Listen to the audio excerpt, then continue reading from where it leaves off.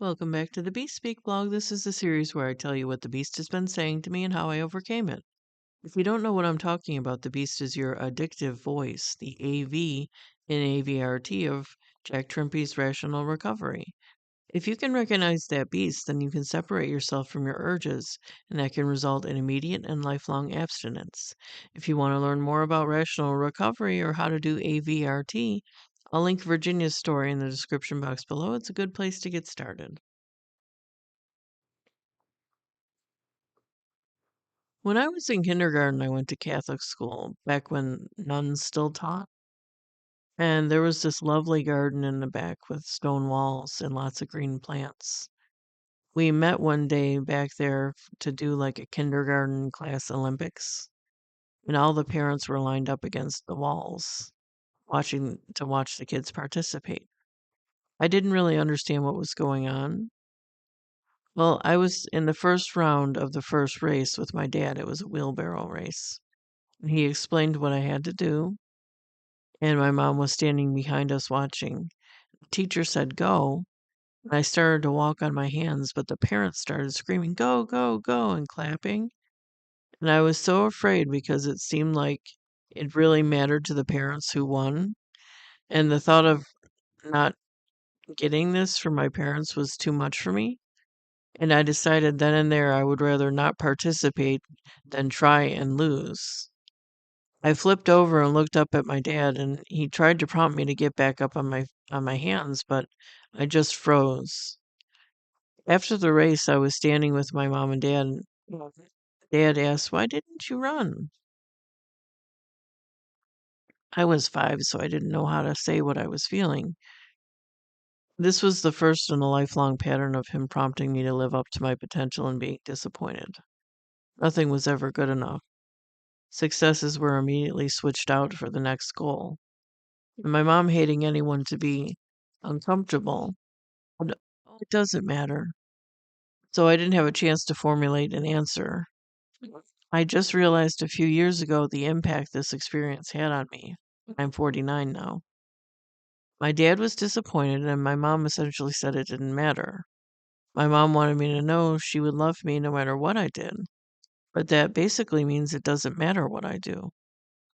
So on one side, unpleasable standards, on the other side, no standards at all. I'm not bashing my parents, it just helps me to understand the problem. When I understand the problem, I can work towards a solution.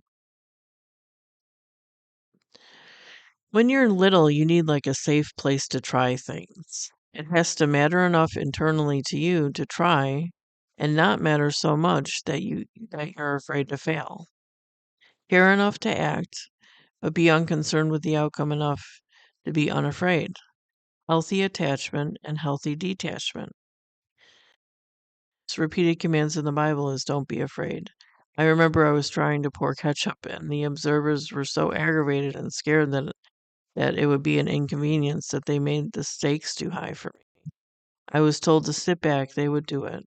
Of course, this was one of those Heinz 57 glass bottles that never seemed to pour out, so you had to put a knife in it. Their concern was understandable, but not helpful. I've told you before how using rational recovery to compel action is more involved than dismissing the beast and staying still. You have to identify the beast's voice, anything that contradicts your decision, and then defy the beast by doing the opposite action. Opposite action is actually a tool in DBT therapy that directs you to do exactly what it says. You feel tired? Move your body. You don't want to take a shower? Take a shower. I was rereading the first self-help book I ever knew about called Mental Health Through Will Training by Abraham A. Lowe from the 1940s. It helped my mom overcome agoraphobia. That's being afraid to leave the house. It has an idea in it called muscle and mental health. It states that if the mind claims to be tired, the brain can be bypassed, and you can compel your muscles to move. In turn, the movement informs your mind that you can indeed do what you claim you can't. I'm going to read this book for the channel, so stay tuned for that, and please subscribe so you don't lose me. You know, almost everyone is misaligned from their true true values and true self in some way. We're almost all missing pieces to a certain extent. I try to think of myself as if I'm an onlooker watching myself, as if I'm another person, someone I can have more sympathy for. And I ask myself, if this broken person was brought to a beautiful place to heal and God was the caretaker, what would I want him to do? I'm asking my innermost self who God is, and deep inside, I know He's a good Father. And then I take that answer and I become the hands and feet of God and do the thing for myself. I'm gentle, I believe in myself, I'm ultimately good inside. Framing the question to myself in this way got more housework done than badgering myself for a month.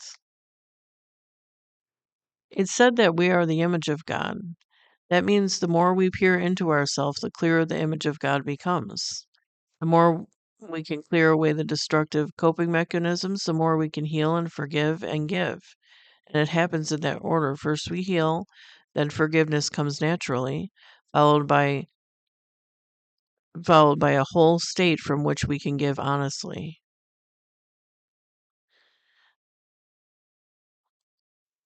I'm in this redemption story, the prodigal son returning.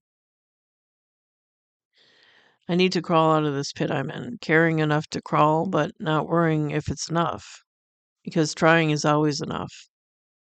I know everything will be all right in the end, whether it takes a lifetime or the next. We will all get there. Rule yourself, defeat the beast. Thank you.